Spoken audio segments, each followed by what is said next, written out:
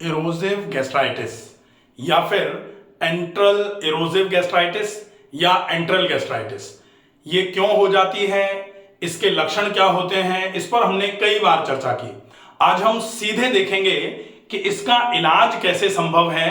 अगर ये gastritis H. Pylori bacteria के साथ में हुई है, मतलब इस गैस्ट्राइटिस के साथ में H. पायलोरी बैक्टीरिया भी पॉजिटिव अगर है, तो इसका मैनेजमेंट, इसका ट्रीटमेंट कैसे किया जा सकता है।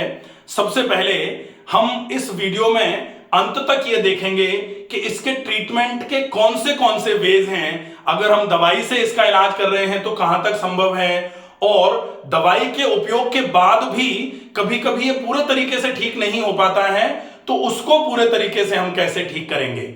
वीडियो को अंत तक जरूर देखें। अगर आप इस चैनल पर नए हैं तो प्लीज इस चैनल को सब्सक्राइब जरूर कर लीजिए, ताकि भविष्य में जो भी वीडियो बनाए जाएं उनके नोटिफिकेशन आप तक पहुंचे। सबसे पहले हम देखेंगे कि अगर गैस्ट्राइटिस हुआ है और गैस्ट्राइटिस में अगर इरोसिव गैस्ट्राइटिस था या फिर एंट्रल इरोसिव गैस्ट्राइटिस था, तो फिर ये एंट्रम जो है, इसमें अगर इन्फ्लेमेशन आया, इस इन्फ्लेमेशन के साथ में अगर H. पायलोरी जो है ये भी आपका पॉजिटिव आया है। H. पायलोरी मतलब हेलिकोबैक्टर पायलोरी बैक्टीरिया जो है, अगर इसने यहां पर इंफेक्शन कर रखा है और इस इंफेक्शन की वजह से ये बैक्टीरिया यहां प्रेजेंट है, तो इस बैक्टीरिया की वजह से कौन से नुकसान हो रहे होते हैं और इस बैक्टीरिया को कैसे पूरे तरीके से आप खत्म करेंगे। और बैक्टीरिया खत्म होने के बाद जो ये घाव छोड़कर जाता है, जो इरोजन छोड़ करके जाता है, जिसको इरोसिव गैस्ट्राइटिस बोला जाता है, इसके सिम्टम्स जो हैं ये पूरे तरीके से कैसे खत्म होंगे, ये घाव पूरे तरीके से खत्म कब होगा और इसके लिए हमको क्या क्या करना पड़ेगा। सबसे पहले इलाज जो है ये दो तरीके से संभव है। H. पायलोरी का जब इलाज होता है तो दो वे आउट होते हैं। सबसे पहला, आप दवाई से इसका इलाज करें, उपचार करें, और दूसरा होता है कि बिना दवाई के इसका उपचार करें। तो अगर दवाई से उपचार करना है तो दवाई से उपचार में भी दो तरीके के ऑप्शन आपके पास निकल करके आते हैं। चूंकि ऐसा माना जाता है, साइंस ऐसा मानती है कि ये बैक्टीरिया जो है ये एसिडिक मीडियम में अपने आप को बहुत जल्दी फ्लरिश करता है। तो अगर आप चाहें तो केवल एसिडिक मीडियम को डाउन करके आप स्टमक का पीएच थोड़ा सा डाउन की बजाय अप करेंगे। स्टमक के पीएच को जब जैसे जैसे बढ़ाएंगे, मतलब स्टमक का पीएच अल्कलाइन पीएच की तरफ रखेंगे, तो धीरे धीरे करके ये बैक्टीरिया अपने आप ही अपनी कॉलोनी कम करना चालू कर लेगा और धीरे धीरे करके खत्म हो जाएगा, वॉश ऑफ हो जाएगा। इसके लिए क्या करना पड़ेगा, आप या तो इसका ट्रीटमेंट बिना दवाई के आप एसिडिक मीडियम को अल्कलाइन मीडियम में कन्वर्ट कर लीजिए, या फिर जब हम पहले देख रहे हैं ड्रग इंड्यूस्ड, तो ड्रग इंड्यूस्ड में भी दो तरीके के इलाज हैं कि आप पहले प्रोहिबिट करेंगे एसिड रिलीज को। अगर एसिड रिलीज आपने कैसे भी करके कम करा लिया यहां पर, तो एसिड रिलीज अगर कम होगा तो धीरे धीरे करके मीडियम जो है वो अल्कलाइन होना चालू हो जाएगा। और अल्कलाइन मीडियम इस बैक्टीरिया के लिए बहुत ही खराब मीडियम माना जाता है। खराब कंडीशंस में ये बैक्टीरिया अपने आप को फलाना फूलना जो है ना, फल फूल नहीं पाता है, तो धीरे धीरे करके ये अपनी एफिशिएंसीज कम करता है और धीरे धीरे करके निकल करके बाहर आ जाता है। तो इस केस में आपको क्या करना है, ड्रग इंड्यूस्ड अगर आपको एसिड रिलीज को प्रोहिबिट करना है तो आपको क्या लेना पड़ेगा, पीपीआईज लेने पड़ेंगे। पीपीआईज का मतलब प्रोटॉन पंप इनहिबिटर्स जो होते हैं, जो जिनको खाली पेट की गोलियां बोला जाता है। आप खाली पेट की गोली लेंगे तो वो खाली पेट की गोली क्या करेगी, वो आपके एसिड रिलीज को कम करना चालू करेगी, और जैसे ही एसिड रिलीज कम होगा इस बैक्टीरिया की कॉलोनी कम होगी और ये बैक्टीरिया स्वतः ही पूरे तरीके से बाहर हो जाएगा, खत्म हो जाएगा, इनएक्टिव हो जाएगा। अगर ये बैक्टीरिया इनएक्टिव हो गया तो फिर अगर बैक्टीरिया खत्म हो गया, बैक्टीरिया के खत्म होने के बाद हमने देखा था इरोसिव गैस्ट्राइटिस थी, तो इरोसिव गैस्ट्राइटिस थी, बैक्टीरिया तो हमने खत्म कर लिया।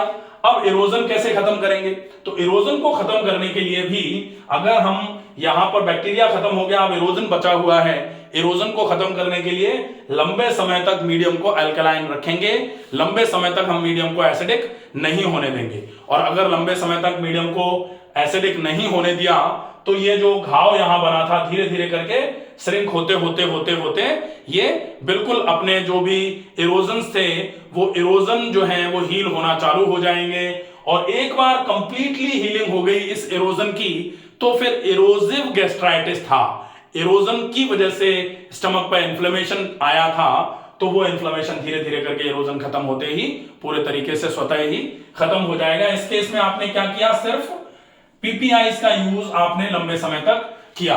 कई डॉक्टर्स ये करते हैं कि अगर आपको एंटीबायोटिक से सेंसिटिविटी है या एंटीबायोटिक आपको सूट नहीं कर रहा है या फिर आप एंटीबायोटिक नहीं लेना चाहते हैं तो फिर कुछ समय तक आपको पीपीआई के अंडर में रख करके सिम्टोमेटोलॉजी आपकी चेक करते रहते हैं, आपको सिम्टम्स ठीक आते रहते हैं, तो फिर आपको पीपीआई से ही ठीक कर लिया जाता है।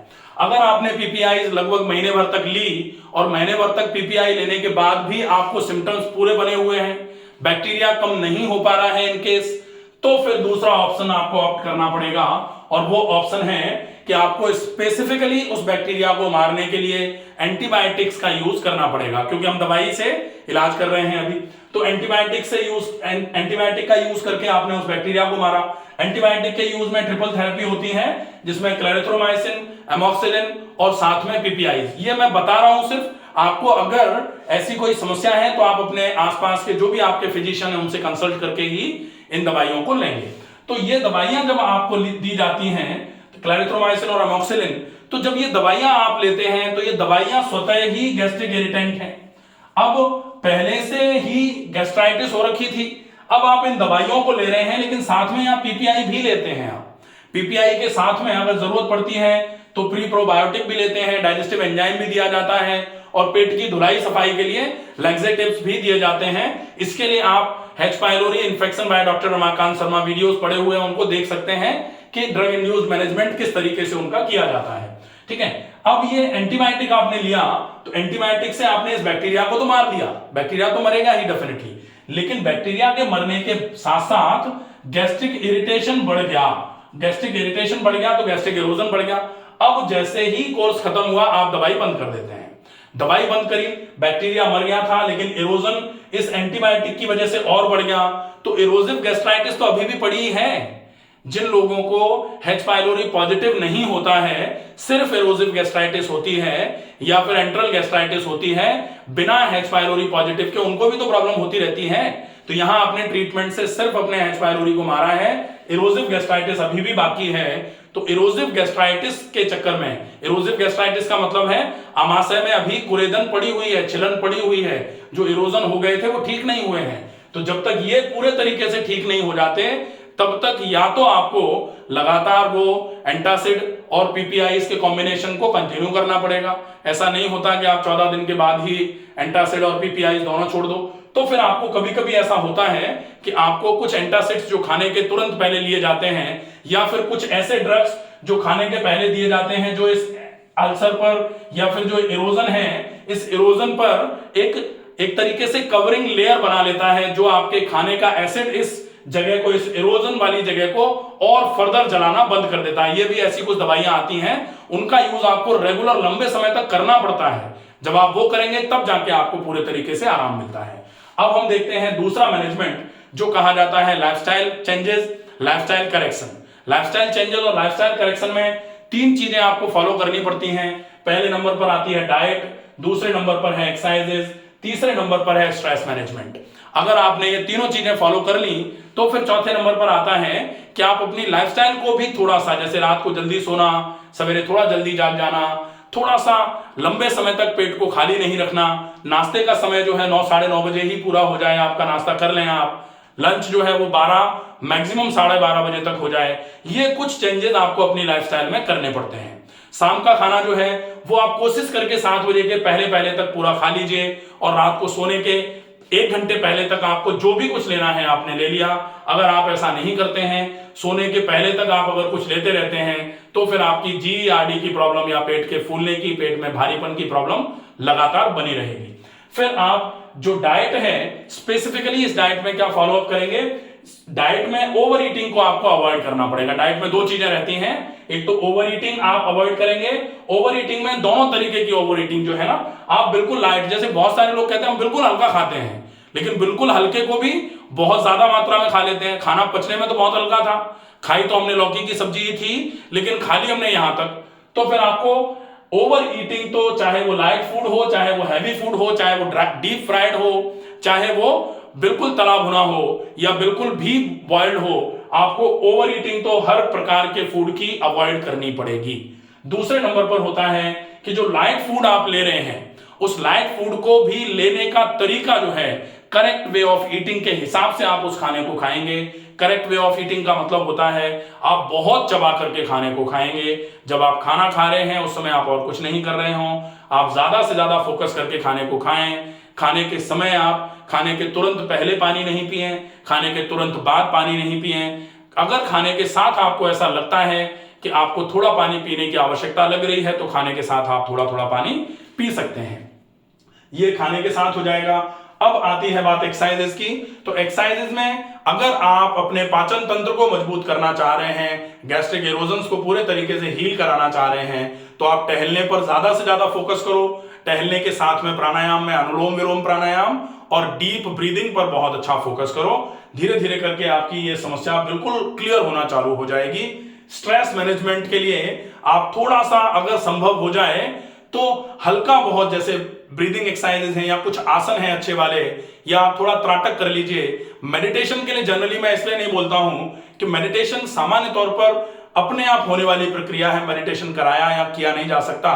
तो कोशिश ये करी जाए कि आप धारणा तक का जो स्तर है, जो अष्टांग योग में जिसको धारणा बोला जाता है, कि आप किस आंखें बंद करके किसी भी ऑब्जेक्ट को धारण करके आप लगातार उस ऑब्जेक्ट को परसेप्ट करेंगे, तो डेफिनेटली धीरे धीरे धीरे धीरे करके आपके जो स्ट्रेस का लेवल है वो कम होना चालू हो जाएगा। ज्यादा से ज्यादा मात्रा में पूरे दिन में पानी पीजिए, सवेरे सवेरे जागते ही खूब सारा पानी पी लीजिए, ये बहुत इफेक्टिव रहेगा।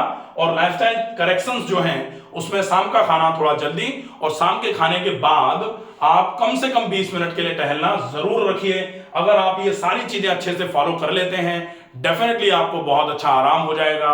और ये H. pylori induced antral erosive gastritis जो थी, ये पूरे तरीके से खत्म हो जाएगी। आशा है ये वीडियो पसंद आएगा। ज्यादा से ज्यादा लोगों को शेयर करें ताकि ज्यादा से ज्यादा लोग इसके झमेले में जो उलझ गए हैं वो पूरे तरीके से अपने आप को इससे बाहर निकाल लें और पूरे तरीके से इस समस्या से अपने आप को निवृत्त कर लें। स्वस्थ रहिए, सुरक्षित रहिए। धन्यवाद।